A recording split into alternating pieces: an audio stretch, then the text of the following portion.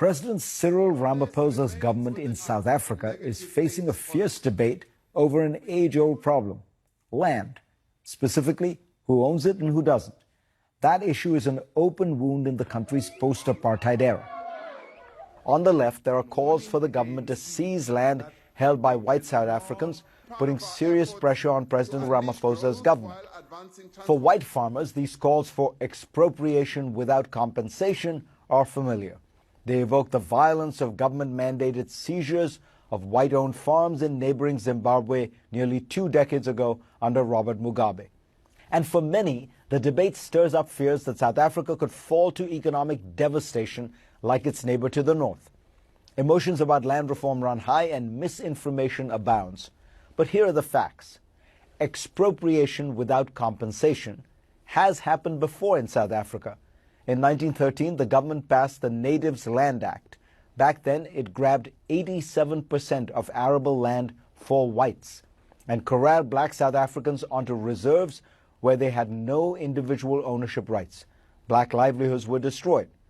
Today, not enough has changed. Of all the agricultural land owned by individuals across the country, 72% is owned by whites, who make up just 9% of the population.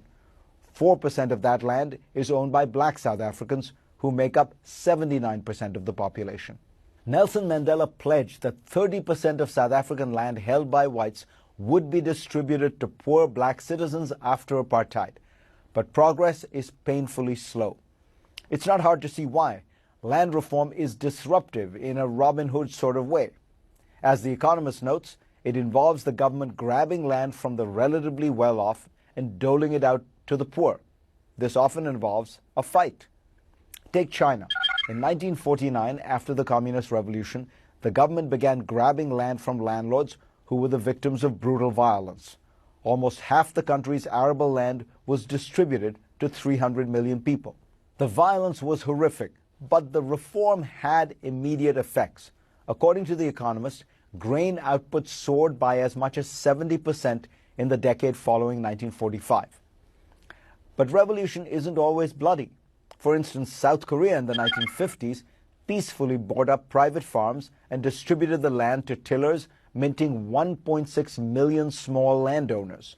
Taiwan also benefited from reforms around the same time. Scholars have often noted that good land reform policies help build a middle class that then helps democracy flourish. But let's return to Africa, specifically Zimbabwe. Robert Mugabe allowed unconscionable violence against white landowners. He doled out land to cronies, which caused deep economic suffering. The dominant narrative was that it was an unmitigated disaster. But as Ben Cousins of the University of the Western Cape points out, the legacy of Zimbabwean land reform is more complex than the dominant narrative, particularly when you consider the case of tobacco farmers. As the New York Times reported, when 2,000 mostly white tobacco farmers were forced from their land, tens of thousands of mostly black farmers took their place. At first, production ebbed, but it rose impressively in later years, creating livelihoods for the once landless. In the end, the case for land reform in South Africa is not merely a moral one. Properly and sensibly executed, land reform is also good economics and good politics.